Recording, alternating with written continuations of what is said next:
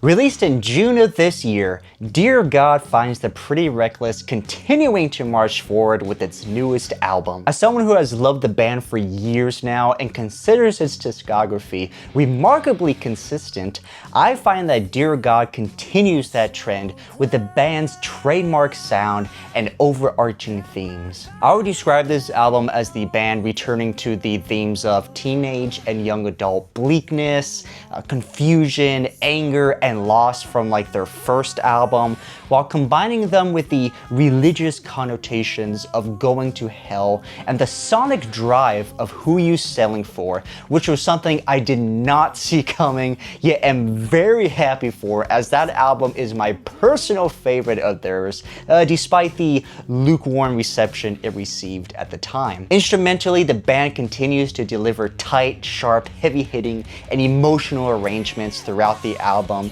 whether it is blitzing along or pulling back into this cool, ambient, and intrinsically driven feel, depending on the emotional delivery Taylor brings to each song. As for Taylor, her vocal prowess continues to shine, carrying the album through an emotional spectrum and showcasing her higher notes, as heard on the previous album, Death by Rock and Roll. To me, Dear God is an exemplary album from the band, as it follows the narrative journey of Taylor herself,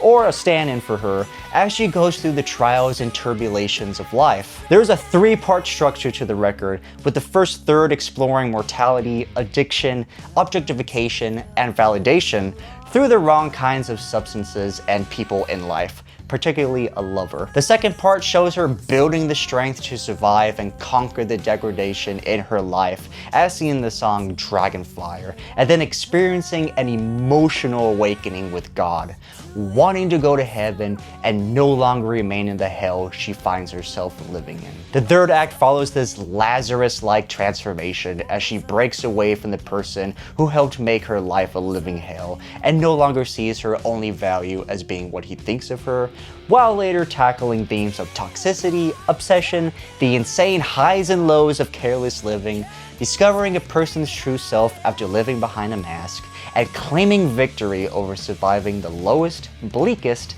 and often hopeless feelings in life. Overall, this is a must-own if you're a fan of the band, especially if you're someone like me who loves the sonic structure of Who You Selling For, combined with earlier and later themes, while encompassing a band that has continued to mature and excel in its craft.